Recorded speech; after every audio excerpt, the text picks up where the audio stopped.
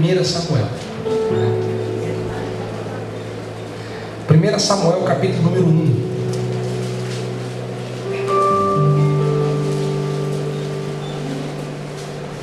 Primeira Samuel, capítulo número 1, versículo de número 1.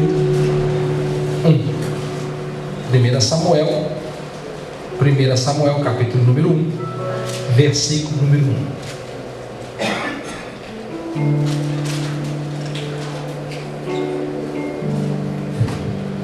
Quer achou? Diga amém? Amém. 1 Samuel, capítulo número 1, versículo número 1. Nós vamos ler alguns versículos. Diz assim o texto: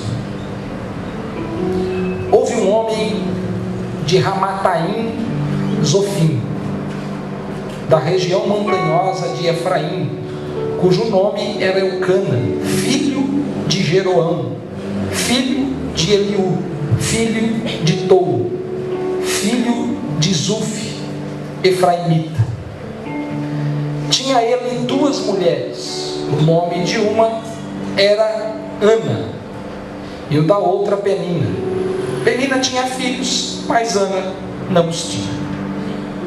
Subia este homem anualmente da sua cidade para adorar e sacrificar ao Senhor dos Exércitos em Siló. Ali eram os sacerdotes do Senhor Ofni e Finéias, os dois filhos de Eli. No dia em que Eucana sacrificava, dava parte do sacrifício a Penina, sua mulher, e a todos os seus filhos e filhas. A Ana, porém, dava a porção dupla, porque ele a amava, ainda que o Senhor lhe tivesse impedido de ter filhos. A sua rival a provocava excessivamente para irritar, porque o Senhor lhe havia impedido de ter filhos. Assim acontecia anualmente, e todas as vezes que Ana subia à casa do Senhor, Penina a irritava, pelo que chorava e não comia. Então Eucana, seu marido, lhe perguntou: Ana, por que choras? Por que não comes? Por que está triste o teu coração? Não te sou eu melhor do que 10 filhos? Então Ana se levantou, depois que comeram e beberam em Siló. Ora, Eli, o sacerdote, estava sentado numa cadeira perto de um pilar do templo do Senhor. Ela, com amargura de alma, orou ao Senhor, chorou muito, e fez um voto dizendo: ó Senhor dos Exércitos, se benignamente atenderes para a aflição da tua serva, de mim te lembrares, e da tua serva não te esqueceres, mas da tua serva deres um filho, ao Senhor o darei por todos os dias da sua vida, e sobre a sua cabeça não passará navalha.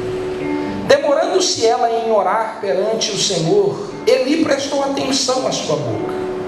Ana só falava no coração, e os seus lábios se moviam, mas não se ouvia a sua voz. Eli a teve por embriagada e lhe disse: até quando estarás tu embriagada? Aparta-te de ti o vinho. Ana, porém, respondeu: não, Senhor meu, eu sou uma mulher atribulada de espírito. Não bebi vinho nem bebida forte, mas estava derramando a minha alma perante o Senhor. Não tenhas a tua serva por filha de Belial. Da multidão dos seus cuidados e do meu desgosto tenho falado até agora. Então lhe respondeu Eli: vai-te em paz, e o Deus de Israel te conceda a petição que lhe fizeste. Disse ela: ache a tua serva graça aos teus olhos.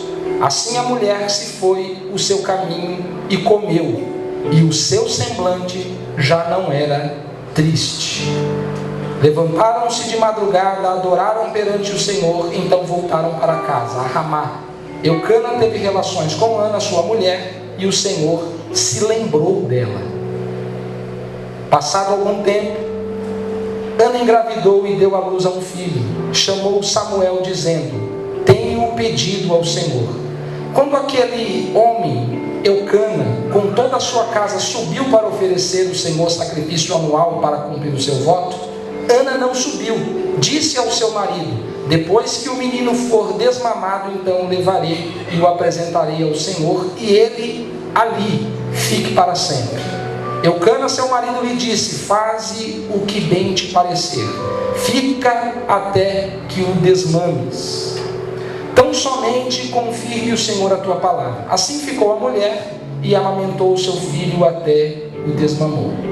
Havendo desmamado, tomou consigo com um novilho de 3 anos, um efa de farinha e um odre de vinho, e o levou à casa do Senhor em Siló. Era o menino ainda muito criança. Degolaram o novilho e trouxeram o menino a Eli. Disse ela: tão certo como vive a tua alma, meu Senhor, eu sou a mulher que aqui esteve contigo orando ao Senhor. Por este menino orava eu, e o Senhor me concedeu a petição que eu lhe fiz. Pelo que também agora eu o entrego ao Senhor. Por todos os dias que viver, pertencerá ao Senhor. E adoraram ali ao Senhor. Amém? Senhor, aqui está o texto. Fala conosco mais uma vez. Nos revela a tua boa vontade. Revela a tua vontade aos nossos corações nessa noite de hoje. Nós precisamos dela. É uma questão de sobrevivência, de necessidade, ó Deus, que a sua voz se faça ouvir aqui na igreja do Imirim nesta noite de hoje. Conserta o que precisa ser consertado, ó Deus. Repreende-nos, exorta-nos, consola-nos através deste texto, desta narrativa bíblica. Usa a minha vida nesta noite de hoje, eu te peço. Deus, não nos deixe sair daqui sem antes receber aquela orientação divina. Nós precisamos tanto, ó Deus. Seja o timoneiro do nosso barco nesta noite de hoje, em nome de Jesus. Assim eu oro e já te agradeço para a glória do teu nome. Amém. Glória a Deus. Eu li o texto, na verdade eu li todo o capítulo de número 1 de 1 Samuel. Talvez a narrativa não seja, não se trata de alguma novidade para você que está acostumado a se debruçar sobre a Bíblia. Talvez você já tenha se deparado em algum momento com esse texto. Na verdade, o texto nos fala do drama vivenciado por essa mulher chamada Ana. O primeiro livro de Samuel, na verdade, dedica os 2 primeiros capítulos falando um pouco a respeito da história, do pano de fundo, da vivência familiar, da situação em como nasceu Samuel. Nos fala um pouco dos problemas de Ana, Eucana, Penina. Os próximos capítulos, pelo menos até o capítulo de número 7, nós temos eles dedicados à história do próprio Samuel, desse menino que nasce, desse pedido, desse menino que nasce em meio a esse drama familiar. Os próximos capítulos, então, vai se dedicar aos reis de Israel mesmo. Aí já começa a falar sobre Saul.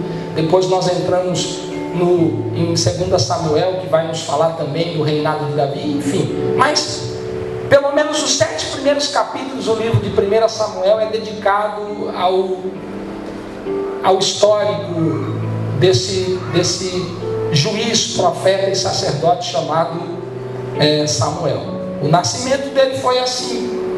O capítulo 1 nos fala como foi que ele nasceu, como é que surge Samuel no cenário de Israel.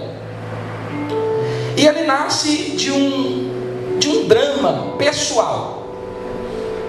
Muito embora Israel vivia um drama coletivo, a situação não era boa, não se tinha mais a voz do Senhor tão audível como um dia já tinha sido.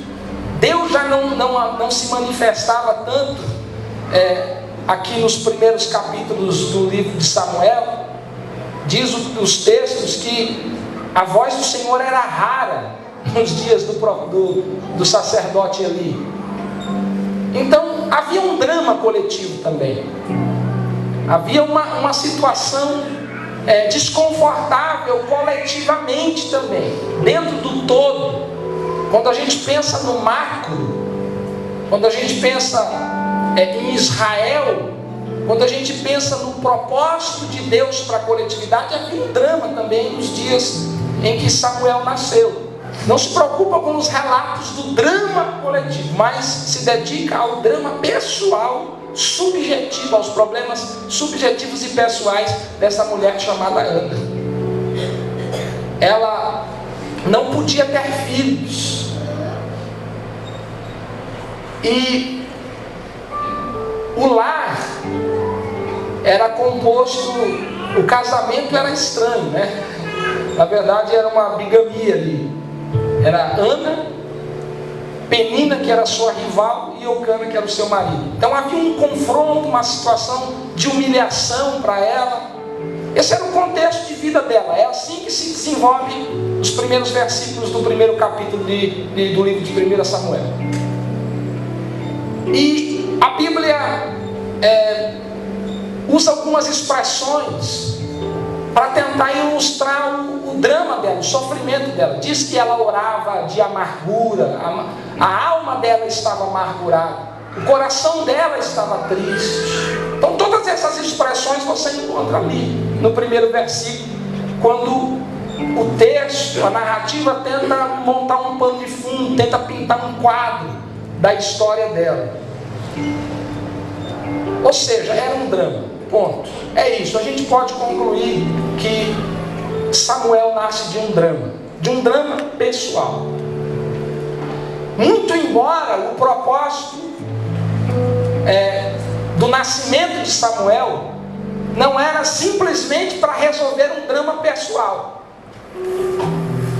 Se você tiver uma visão mais ampla, se você tiver uma consciência mais bíblica, se você tiver uma consciência mais de reino, você vai observar que não é apenas um drama pessoal que é resolvido aqui no capítulo 1 de Samuel. Tanto que no capítulo 2, se você observar os primeiros versículos do capítulo 2, quando Ana agradece a bênção recebida, quando ela vai agradecer a Deus e ela escreve um cântico para agradecer e louvar a Deus, porque Deus havia resolvido o problema pessoal dela. Aí ela é envolvida e tomada por uma consciência macro, por uma consciência do todo, por uma consciência da causa que era muito maior do que até o problema pessoal individual dela. Então ali no capítulo 2 você vê que ela está realmente envolvida com uma coisa muito maior. Ela inclusive diz o seguinte, olha, ela fala que Deus é o soberano sobre todas as coisas. Deus dá vida, Deus tira, Deus estabelece reinos e destrói reinos. Então o pensamento dela está mais macro, está maior, a visão dela é ampliada para além do problema pessoal dela. Então, isso é uma constatação bíblica. Ana tem um problema pessoal, ela ora a Deus, e quando Deus resolve o problema pessoal, não apenas as consequências ou o resultado daquela bênção ou daquela solução pessoal não é apenas pessoal, não se restringe as atividades ou a situação pessoal dela. A situação vai além. Deus então estabelece e divide um momento histórico a partir do nascimento dessa criança. Ele foi ninguém mais, ninguém menos do que o Samuel, o último rei, um profeta de grande importância na história dessa nação. Foi ele quem levantou, a partir de Samuel, que a gente começa a enxergar aquele negócio de ungir rei, de sobre a cabeça do rei. Ele é um indivíduo que tem a aprovação divina. Então, desse problema pessoal surge surge o resultado muito maior do que um problema individual. E é interessante porque problema pessoal não é uma coisa minha ou só sua ou só de Ana. Que bom seria se só a Ana tivesse um problema pessoal, né? Mas não, o problema pessoal diz respeito a todos nós. Todos nós temos problemas pessoais. Mas o que diferenciou, o que fez a diferença aqui nessa narrativa bíblica é que a consciência que envolveu toda a situação era uma consciência muito maior.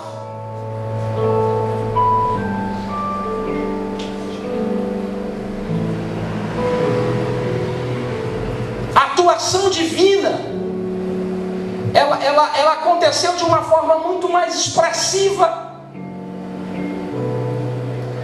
Saiu do âmbito do médio. Eu não gosto de usar essa expressão medíocre, né? Mas é isso, medíocre, médio. Saiu do medíocre. É quando um problema pessoal te impulsiona para um patamar que você jamais imaginaria que Deus poderia te levar.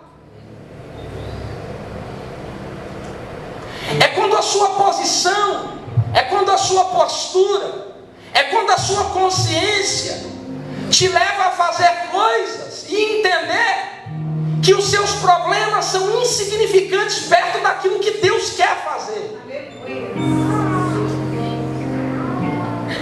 Inclusive eu gosto de observar os significados dos nomes bíblicos, né? E o significado do nome de Ana é graça. E o significado do nome Penina? Joia. Era o conflito da graça contra a joia. Era o conflito da graça contra a riqueza, contra o bem. E o que é que a graça produz? Literalmente, o que é a graça? Ou a Ana? Porque o significado etimológico da palavra Ana é exatamente esse, graça. O que essa graça produziu? Foi capaz de produzir algo que ecoou não apenas no seu mundo, não apenas nos seus problemas subjetivos, mas quando a graça produz alguma coisa, ou quando a graça produziu alguma coisa, rompeu os limites dos problemas pessoais dela. O acontecimento foi macro, foi em benefício de uma causa, foi em benefício de um todo. É quando Deus abençoa de tal forma que a bênção não se limita apenas ao seu probleminha, que para você talvez seja um problemão, como era para Ana. Probleminha no sentido de pensamento macro, tá, irmãos? Não que seu probleminha seja um probleminha, mas probleminha no sentido de uma visão mais macro, de uma visão mais eterna, de uma visão mais bíblica, de uma consciência mais espiritual. E pode até soar estranho isso, mas é quando você é transportado para além daquilo que você vê. É quando a sua oração, é quando o seu pedido, é quando a sua bênção, é quando a sua vitória te transporta para um ambiente que você não toca, que você não pisa, que você não sente, mas que você contempla com os olhos do Espírito.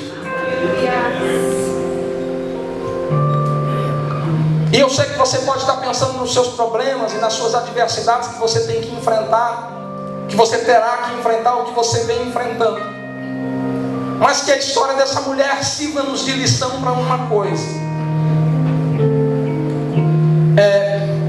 Quando você ama o que a graça produz, quando você se debruça e se interessa por aquilo que a graça pode produzir quando as suas escolhas te levam para um caminho macro, meu irmão, a vitória não se restringe apenas aos limites dos seus problemas pessoais. Deus te leva além.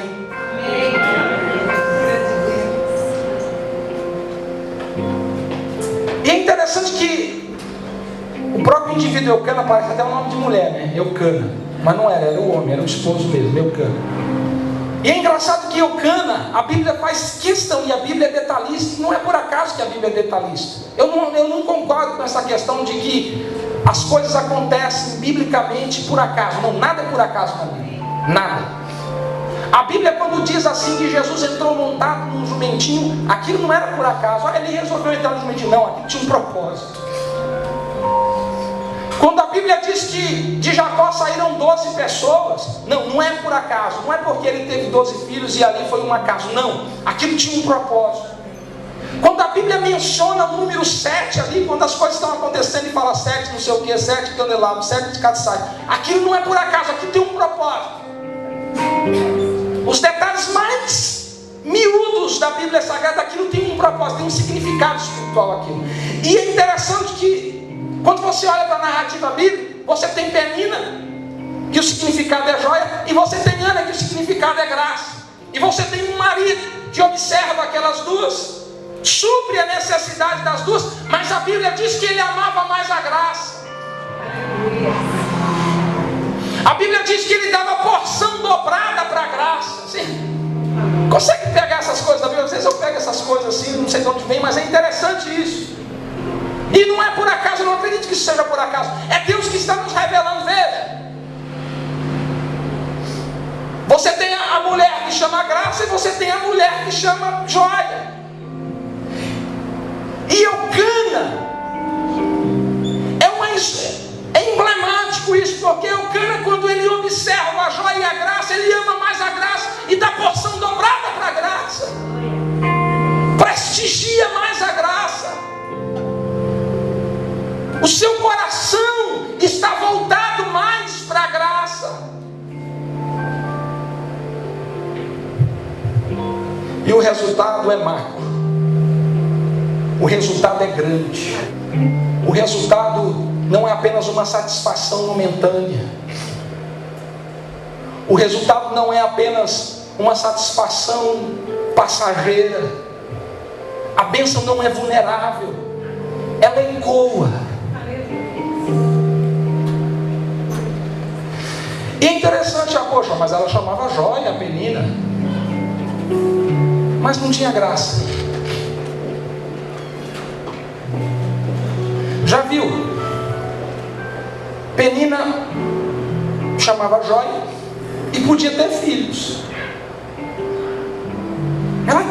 Penina tinha filhos. E o nome dela era Joia, mas era sem graça.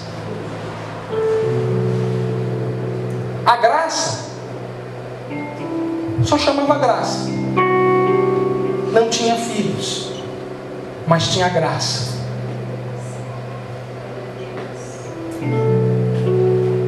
Isso faz a diferença. E quando se trata de um pensamento mais amplo, e quando Deus quer te levar para uma situação mais... Quando Deus quer te levar para uma situação que você não conhece, isso faz toda a diferença. A graça faz toda a diferença na vida do indivíduo, da moça, do moço, do homem, da mulher. E ela tanto tinha graça, que depois do desenvolvimento do capítulo 1 vai nos falar sobre sacrifícios. E não era pouco, porque quando ela recebe o filho, ela entrega aos pés do Senhor. Ela entrega no tabernáculo para ser educado. Aquele menino vai ser uma construção divina, porque Deus queria construir nele uma cultura. Deus queria construir nele um pensamento mais elevado do que a sua geração. Por isso que ele foi educado no tabernáculo. Por isso que ele foi educado aos pés do sacerdote. Porque a ideia é que ele tivesse um pensamento mais avançado do que a sua geração. Está entendendo o que Deus está te dizendo?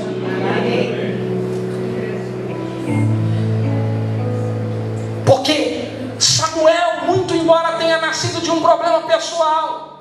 Ele nasceu para ser macro. Ele nasceu para propósitos grandes. Ele nasceu para objetivos maiores do que um mero problema pessoal familiar. E aqui não se trata de família perfeita ou imperfeita. Aqui não se trata de família com defeitos ou sem defeitos. Aqui se trata o seguinte: ele precisa ter uma consciência divina. Porque depois do capítulo 2, o texto vai dizer o seguinte: que Samuel, ele iria reinar dentro da profecia, dentro do cântico de Ana. Naquele próprio cântico ela profetiza e diz o seguinte: esse menino, ele vai ser grande, porque o desejo do Senhor vai ser imprimido no coração dele, porque o pensamento divino vai estar com ele. Então não se tratava de estar num ambiente com erro, num ambiente sem erro, num ambiente bom, num ambiente ruim. Não se trata disso. Se trata da estrutura que ele iria receber, da consciência que iria ser imprimido naquele jovem, naquele menino, naquela criança. Por isso a necessidade de crescer aos pés do sacerdote, porque aos pés do sacerdote Deus o chamava, Samuel. E o sacerdote dizia, explicava, ensinava e dizia: quando você ouvir, quando isso acontecer de novo, você volta, você se levanta e você diz: eis-me aqui, Senhor. Então ele foi ensinado, ele foi instruído dentro de uma consciência mais evoluída.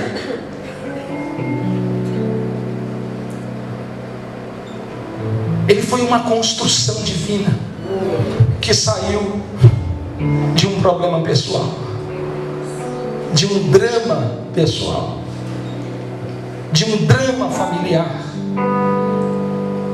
de uma coisa que não estava dando certo, de uma situação de adversidade contrária, hostil,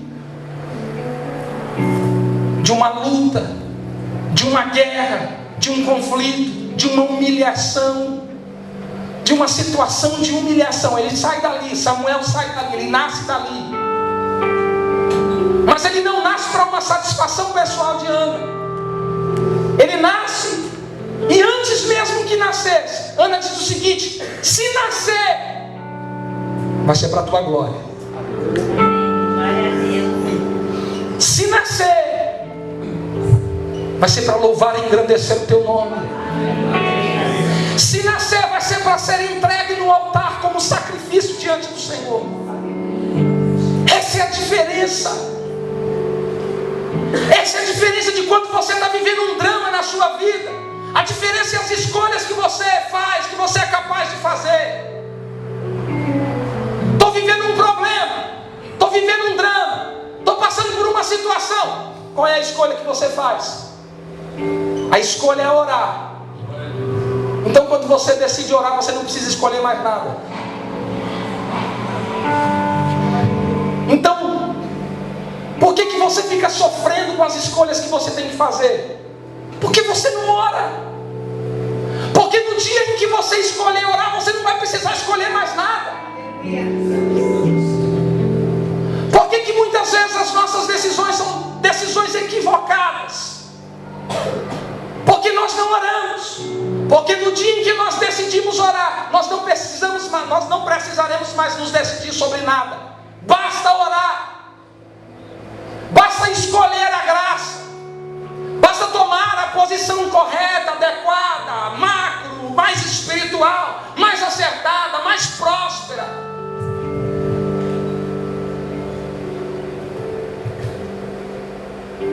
E foi o que Ana fez. Ana, ela olhou toda aquela situação e disse: se a vitória vir, e eu tenho certeza que ela vai vir, não é só uma questão do meu problema pessoal, não. Aqui é o que é importante para a causa, que é muito maior do que o meu problema pessoal. Isso é escolha, irmão. Você escolhe. É escolha. Você escolhe uma satisfação pessoal, você escolhe uma satisfação coletiva, uma satisfação da causa, uma satisfação do reino. É escolha. Por isso que Deus amava Davi, porque Davi amava ele. Por isso que Deus admirava os poemas de Davi, porque Davi dizia o seguinte: quero construir um templo. Mas para que você quer construir um templo? Porque a minha casa é melhor do que a tua casa. Eu não posso admitir isso. Eu não posso admitir que a casa do Senhor seja pior do que a minha casa. Isso é pensamento macro, isso é pensamento do sistema, isso é pensamento do todo, pensamento da causa. É quando a causa é tão maior do que os seus problemas, que quando a solução dos seus problemas vem, não é apenas a solução do seu problema, é a vitória da causa. A vitória de Ana não foi apenas a vitória pessoal dela, a vitória de Ana foi a vitória de toda a causa, foi a vitória de Israel, foi a vitória de Deus, foi a produção divina, foi o que a graça pôde produzir. Aleluia. Deus.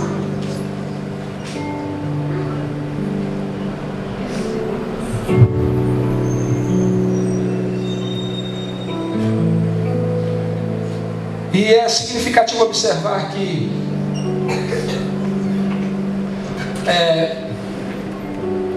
tudo é uma questão do que realmente é importante para você.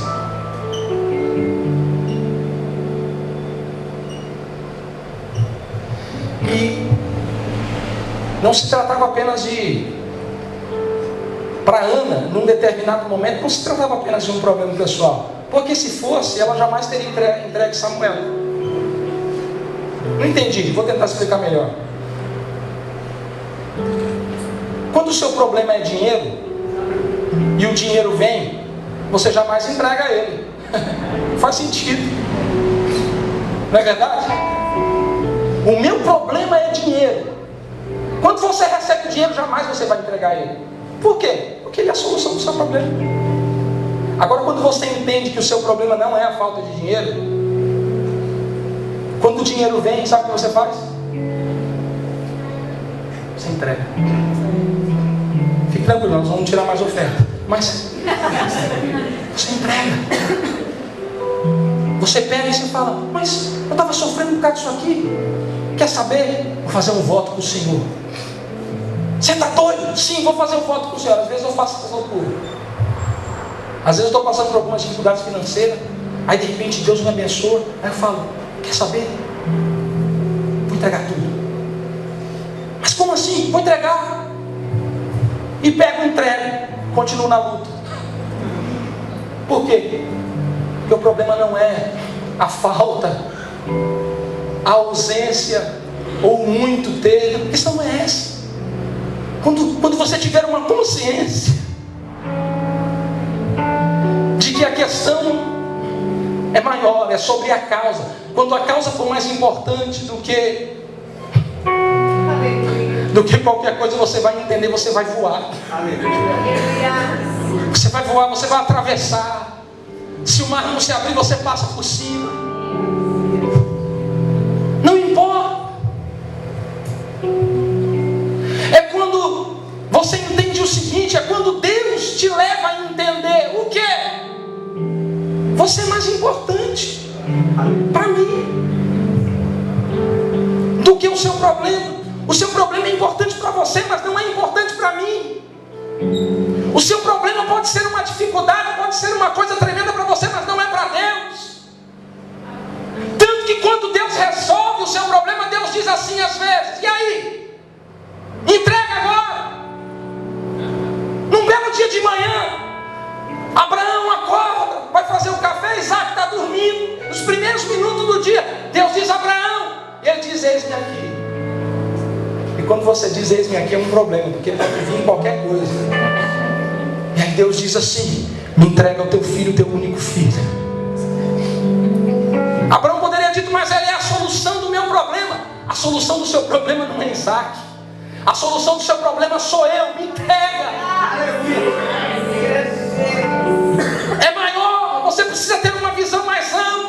Você precisa ter uma visão do todo. Você precisa ter um olhar mais espiritual sobre as coisas. E mesmo quando você tiver que passar pelo vale da sombra e da morte, você não vai temer a mal algum, porque você sabe que o Senhor vai estar contigo. E quando Deus te disser, me entrega, você vai entregar. E quando você estiver passando pelo problema e pela luta, e Deus disser, vai para minha casa me adorar, me oferecer uma oferta, um sacrifício, aí você vai dizer, mas eu só tenho esse tempo. E Deus vai dizer, por isso mesmo que eu estou pedindo. Porque eu quero tudo. Mas era o único tempo que eu tinha para, sim, é isso que eu quero. Eu quero ser o primeiro. Eu quero que você entenda que eu sou maior do que o seu problema, do que as suas adversidades, do que as suas lutas, do que os seus desejos, do que as suas ansiedades. A joia não pode ser maior e mais valiosa do que a graça. Eucana entendeu isso. Ana entendeu isso. A Bíblia expressa isso. O contexto nos leva a entender isso.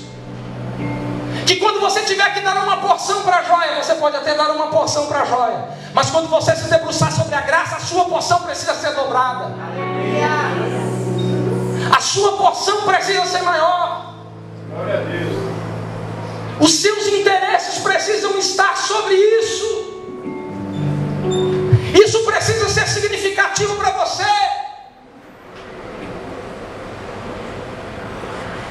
Então a questão de Ana não era o seu problema pessoal, nem poderia ser, porque ela entregou.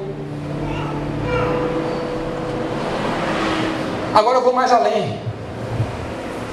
Você que está temendo pela própria vida, para pensar comigo. Nem a vida pode ser maior do que a causa. Por que não? Porque muitos homens entregaram a sua própria vida. Foram decapitados, cerrados ao meio, lançados no fogo. Se a vida fosse mais importante para eles, se a vida fosse, de fato, o prêmio maior, eles não teriam entregue. Quando eu leio a história de Lázaro, eu dou risada. Às vezes a Bíblia tem umas coisas engraçadas, né? Deus ressuscitou Lázaro. Aí lá no finalzinho do texto a Bíblia diz que estavam perseguindo, querendo matar Jesus e querendo matar Lázaro. Ele ressuscitou e depois estavam perseguindo ele para matar ele. Para que ressuscitou? Para morrer na mão dos outros. Porque a questão aqui não é a vida. A questão é o propósito que está por detrás daquilo, que é muito maior do que aquilo. Já prestou atenção em Elias? Quando Jezabel ameaça ele, a Bíblia diz que ele foge para salvar a sua vida. Aí ele senta perto, debaixo de um pé de zimbro e pede para si a morte. Já viu isso? Elias foge de Jezabel para salvar a sua vida. Aí ele caminha, fica triste, angustiado, está deprimido, senta no pé de zimbro e pede para si a morte. Tivesse morrido lá nas mãos de Jezabel.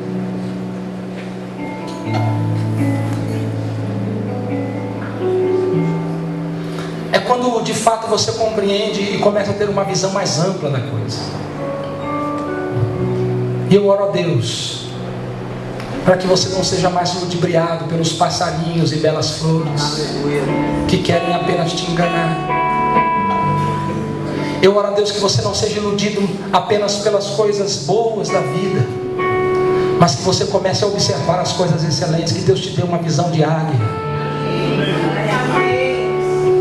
Eu oro a Deus para que você tenha uma compreensão, que você tenha uma consciência tão bíblica, tão espiritual, tão íntima com Deus, tão divina, que você não se importe mais com nada, a não ser agradar, louvar e sacrificar ao Deus que te criou, que te livrou, que te deu, que te levantou, que pode te abater, que pode te levantar de novo, que pode te enviar, que pode te trazer de volta, que pode te levantar, mas também pode fazer com que você caia. Com Deus que é o dono da vida, que Ele dá, tira, a hora que Ele quiser levanta reis, abate reis.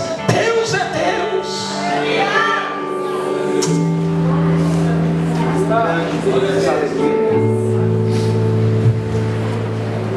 Essa mulher entregou o seu filho.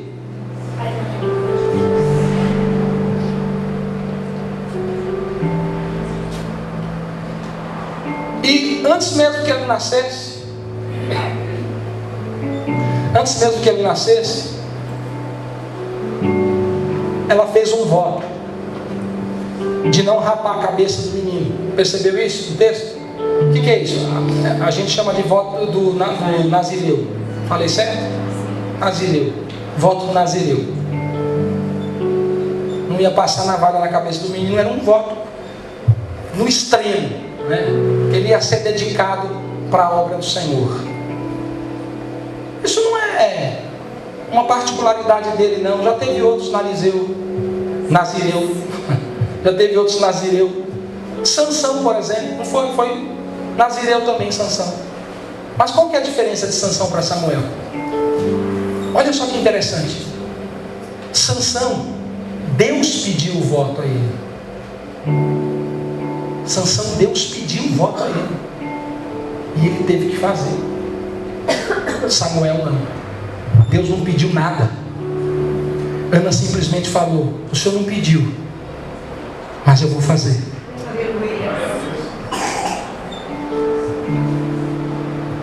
O Senhor não pediu nada, mas eu vou fazer.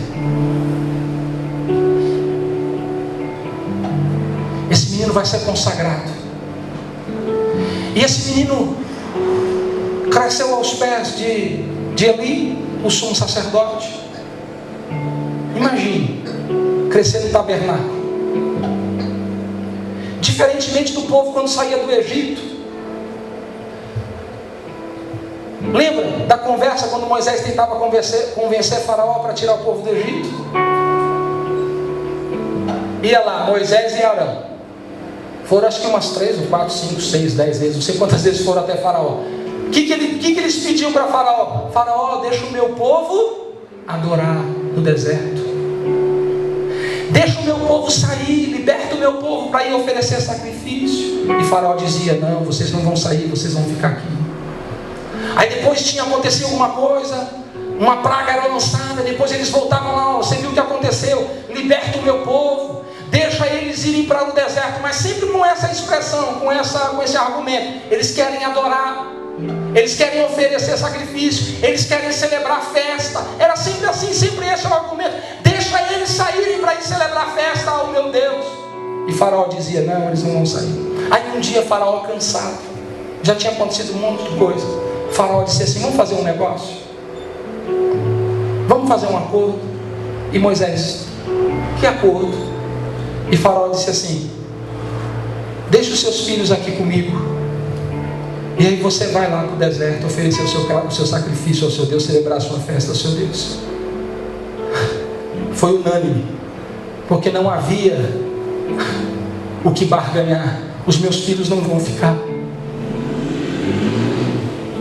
Os meus filhos não vão ficar enquanto eu vou adorar, eles vão comigo. Deus jamais iria permitir isso. Deus jamais iria se agradar que você saísse para adorar e deixasse os seus filhos na mão de Faraó. Você acha que Deus se agrada?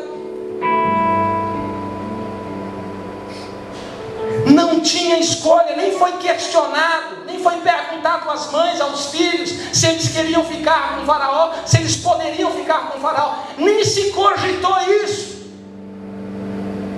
Nem se cogitou. Foi não, na lata. Agora hoje não. Hoje muitas pessoas perguntam: meu filho, você quer ir ou você quer ficar com Faraó hoje? Mamãe, eu quero ficar com o Faraó. Tá bom, então hoje você fica com o Faraó, papai vai adorar e depois a gente volta. E assim vai.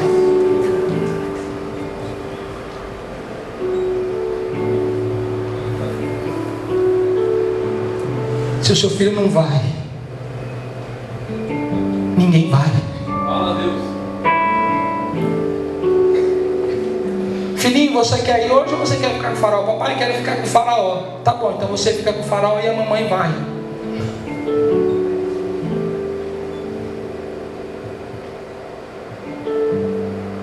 Hoje nós vamos ficar com o faraó. Não tinha negociação. Deus dizia o seguinte: Deus disse para faraó: se você não deixar o meu povo ir, pais, filhos, mães, até os animais, se eles não saírem daí, eu vou matar você. Sou forte isso. Eu vou matar você, faraó. Deixa o meu povo ir. Eu vou ferir os seus primogênitos. Eu vou trazer maldição sobre a sua terra. Você vai ser amaldiçoado. Deixa o meu povo ir. Deixa as crianças comigo. Não, eles vão também.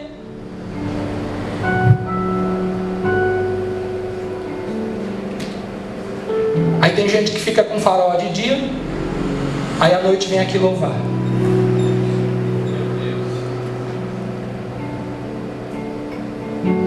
Aí tem gente que fica de mão dada com o faraó na segunda e no domingo está aqui, pregando, cantando, tocando.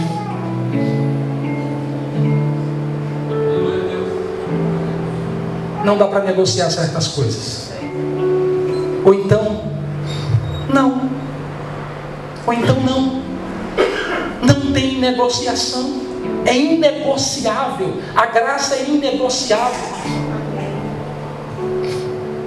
E aquilo que Ana prometeu e votou, ela cumpriu. E quando o menino nasceu, depois que ele desmamou, ela cumpriu o voto. Ela entregou a oferta, o sacrifício, doa quem doer. Por quê? Porque ela prestigiou o todo. Porque ela prestigiou a causa. Porque ela prestigiou uma visão mais ampla, mais ilimitada da coisa.